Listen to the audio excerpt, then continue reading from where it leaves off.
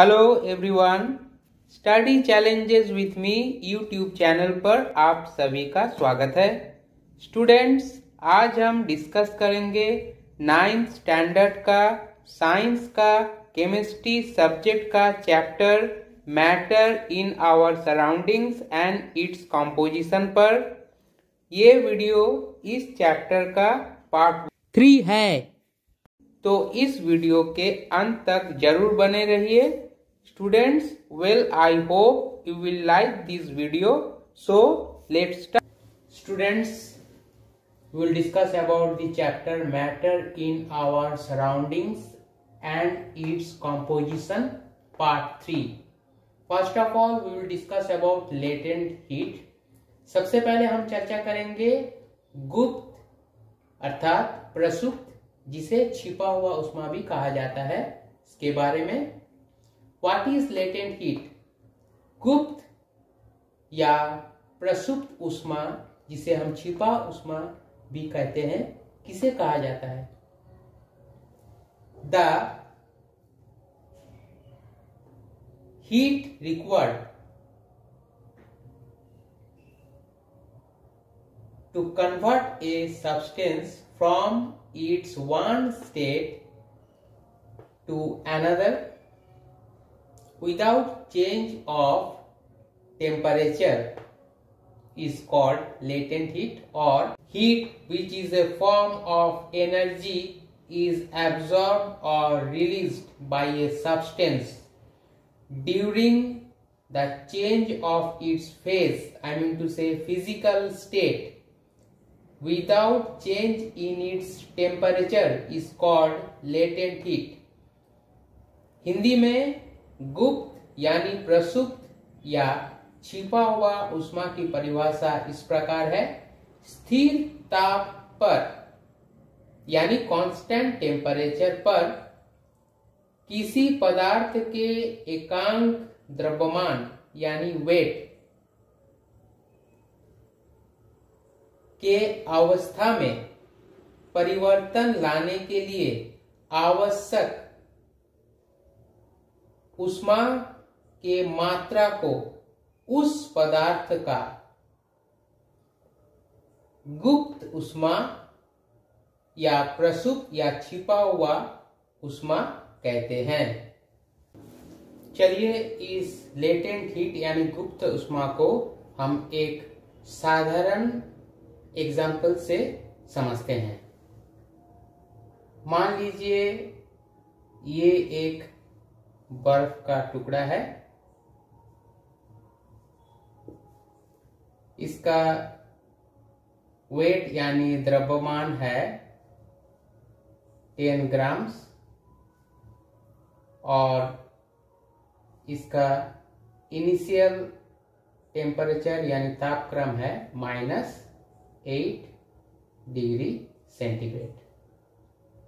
तो यदि हम इस बर्फ के टुकड़े को, जो कि ठोस अवस्था में है, हीट करना शुरू करें, तो ये इनिशियल टेम्परेचर जो है -8 डिग्री सेंटीग्रेड, ये धीरे धीरे बढ़ने लगेगा। यानी जब हम इस बर्फ के टुकड़े पर हीट अप्लाई करेंगे तो ये बर्फ का जो टुकड़ा है, इसमें कुछ अणु मौजूद होते हैं जिसे हम मॉलिक्यूल्स कहते हैं, और ये मॉलिक्यूल्स में वाइब्रेट उत्पन्न होंगे हीट अप्लाई होने की वजह से, और जिसके कारण गतिज ऊर्जा उत्पन्न होंगे मॉलिक्यूल्स के बीच में, और मॉलिक्यूल्स में गतिज ऊर्जा उत्पन्न होने के कारण जो टेम्परेचर है वो भी बढ़ने लगेंगे। और जैसे जैसे टेम्परेचर बढ़ने लगेंगे तो इस बर्फ का टुकड़ा का जो पहला टेम्परेचर था -8 डिग्री सेंटीग्रेड, ये बढ़ते हुए -7 -6 से ये 0 डिग्री सेंटीग्रेड तक पहुंचेंगे, और तब ये बर्फ पिघलना शुरू होगा। फिर हम यदि और हीट अप्लाई करेंगे इस बर्फ के टुकड़े पर, तो टेम्परेचर जो है और बढ़ेगा नहीं, वो स्थिर हो जाएगा यानी कांस्टेंट हो जाएगा, तब तक कांस्टेंट रहेगा जब तक ये बर्फ पिघल करके पानी में यानी वाटर में परिवर्तित ना हो जाए। यानी ये बर्फ जो कि ठोस अवस्था में है, ये ठोस अवस्था से पानी यानी द्रव अवस्था में संपूर्ण रूप से परिवर्तित ना हो जाए। यदि हम इस बर्फ के टुकड़ों पर और अधिक हीट अप्लाई करें तो फिर भी टेम्परेचर जो है वो स्थिर रहेंगे, बढ़ेगा नहीं, यानी वो 0 डिग्री सेंटीग्रेड पर ही स्थिर रहेंगे। इसका कारण क्या है? अधिक हीट अप्लाई करने के बावजूद भी टेम्परेचर कांस्टेंट है यानी स्थिर है। इसका मुख्य कारण यह है कि ये जो बर्फ का टुकड़ा है ये कुछ पार्टिकल से बना हुआ है और उस पार्टिकल में स्टोरेज है यानी मौजूद है हीट, जो कि इस बर्फ के टुकड़ों जो कि ठोस अवस्था में है इसको सहायता प्रदान कर रहा है वाटर यानी द्रव अवस्था में परिवर्तित होने के लिए। यानी पदार्थ के एक अवस्था से दूसरे अवस्था में परिवर्तन के समय पदार्थ के पार्टिकल्स में मौजूद ऊष्मा गुप्त रूप से रहते हैं और इसी को गुप्त ऊष्मा कहा जाता है, जिससे पदार्थ के एक अवस्था में कंटिन्यूअस हीट अप्लाई करने के बावजूद भी टेम्परेचर जो है वो स्थिर रहता है, दूसरे अवस्था में संपूर्ण रूप से परिवर्तन के अंत तक। बर्फ संपूर्ण रूप से पानी में परिवर्तित होने के बाद जब इस पानी को हम हीट कंटिन्यूअसली अप्लाई करके गर्म करेंगे तो ये पानी द्रव अवस्था से गैसीय अवस्था में परिवर्तित होंगे।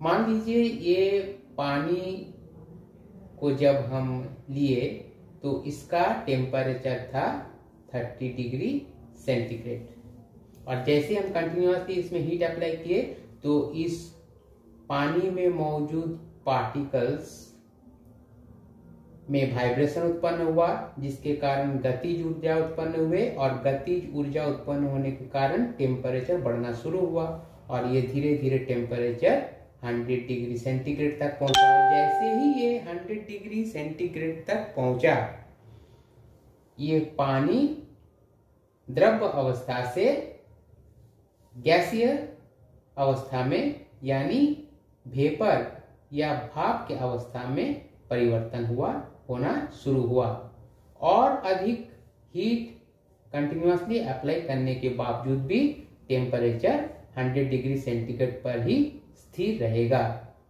इसका मुख्य कारण है कि इस वाटर में जो पार्टिकल्स मौजूद है उसमें ऊष्मा संचित यानी स्टोरेज हो जाते हैं गुप्त रूप में और वही ऊष्मा को हम कहते हैं गुप्त ऊष्मा। यानी पदार्थ की एक अवस्था से दूसरे अवस्था में परिवर्तन होते वक्त जो टेम्परेचर है वो स्थिर रहता है, जिसका मुख्य कारण है पदार्थ में मौजूद पार्टिकल्स में छुपा हुआ ऊष्मा। इसे ही हम गुप्त ऊष्मा कहते हैं। गुप्त मतलब लेटेंट और ऊष्मा मतलब हीट, यानी लेटेंट हीट का मतलब है गुप्त ऊष्मा यानी छुपा हुआ ऊष्मा, पदार्थों के कणों के बीच में छुपा हुआ ऊष्मा। SI unit of latent heat is joules. गुप्त ऊष्मा के SI इकाई है joules. Now we'll discuss about the types of latent heat. Latent heat is of two types, latent heat of fusion and latent heat of vaporization. गुप्त ऊष्मा दो प्रकार के होते हैं, गलन की गुप्त ऊष्मा और बाष्पन की गुप्त ऊष्मा. Now we will define latent heat of fusion. Latent heat of fusion is the quantity of heat in joules required to convert 1 kilogram solid at its melting point to liquid without any change in temperature. Latent heat of vaporization अर्थात बाष्पन की गुप्त ऊष्मा. Latent heat of vaporization is the quantity of heat in joules required to convert 1 kilogram of liquid at its boiling point into vapor or gas. गलन की गुप्त ऊष्मा यानी latent heat of fusion किसे कहते हैं? स्थिर तापमान पर गलन की गुप्त ऊष्मा ऊष्मा की वह मात्रा है जिससे किसी पदार्थ के ठोस अवस्था को द्रव अवस्था में या द्रव अवस्था को ठोस अवस्था में परिवर्तन करने के लिए आवश्यक होती है, और आवश्यक इस ऊष्मा की मात्रा को हम गलन की गुप्त ऊष्मा कहते हैं. गलन की गुप्त ऊष्मा का मान होता है 80 किलो कैलोरी पर किलोग्राम, यानी 1 किलोग्राम बर्फ को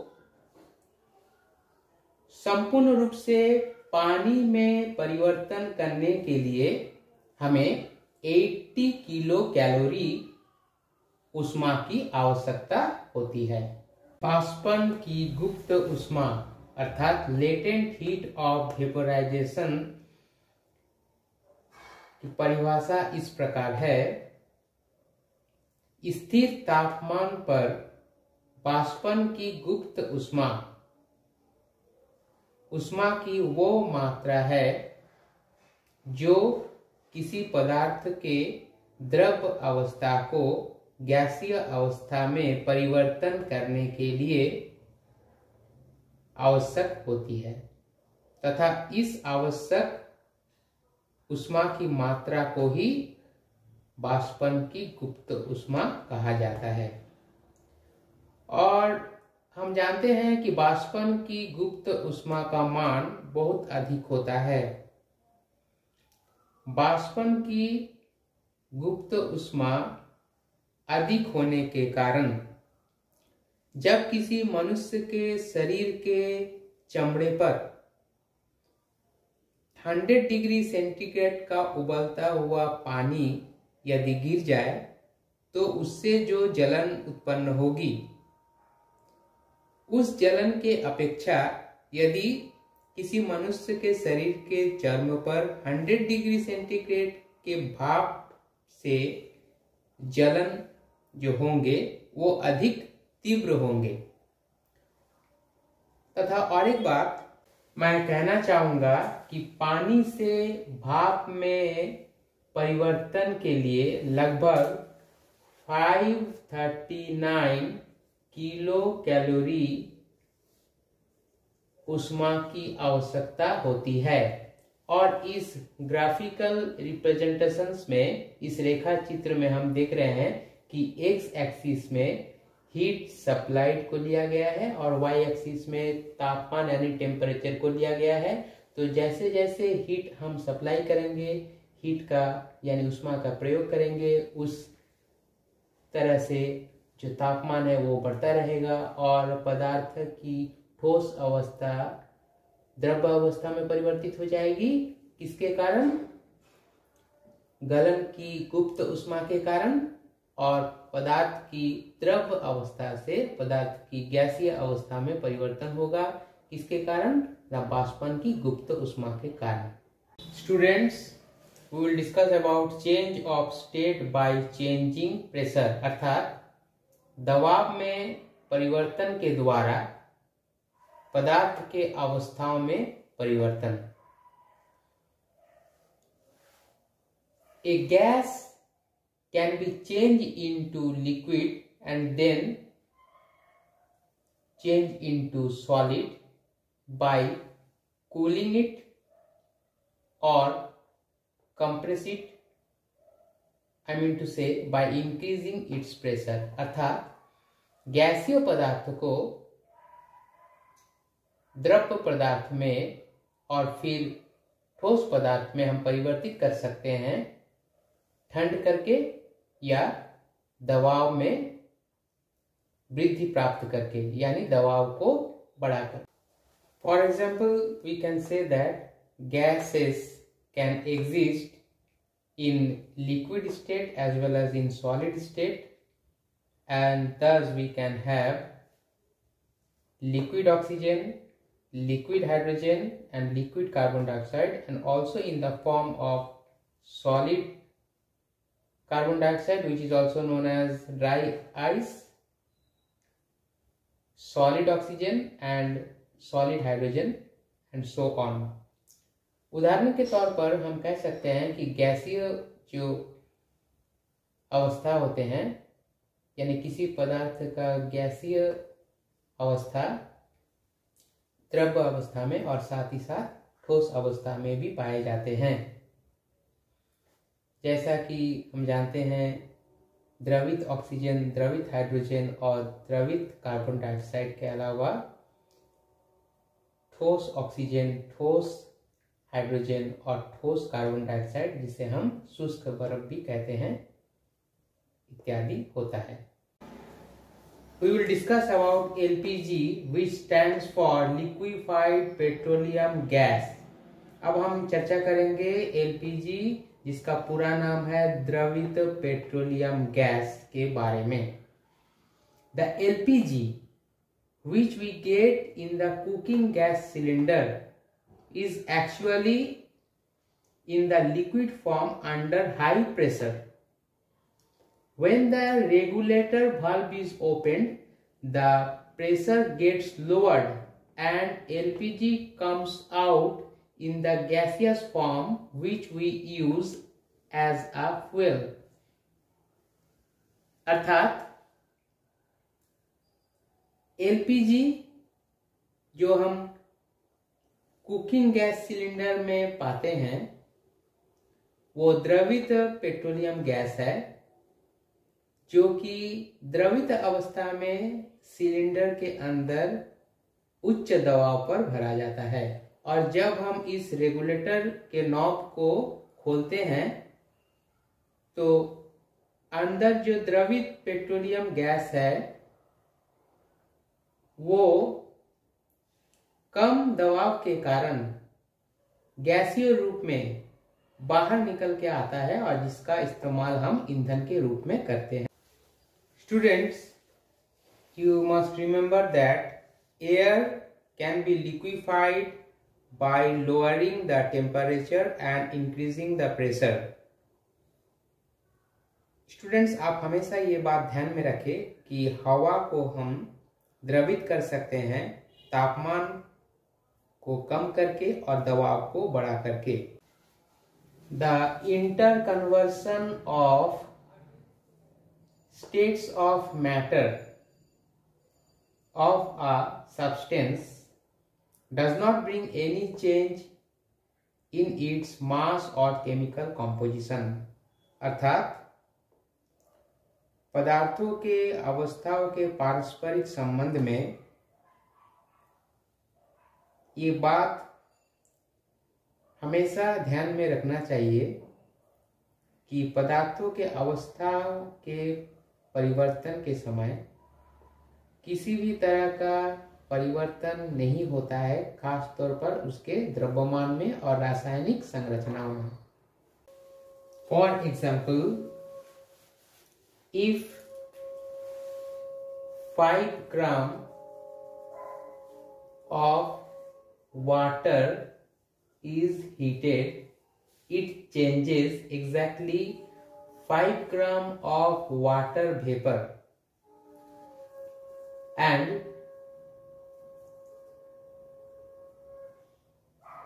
which still consists of hydrogen and oxygen in the ratio 1:8 by mass। अर्थात यदि 5 ग्राम पानी को गर्म किया जाए तो वो बिल्कुल 5 ही ग्राम जलीय वाष्प में परिवर्तित होंगे और उनमें मौजूद रहेंगे हाइड्रोजन और oxygen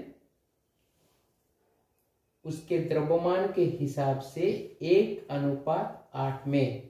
students, one important point you should remember that all the substances cannot be changed from one state to another. Example, sugar.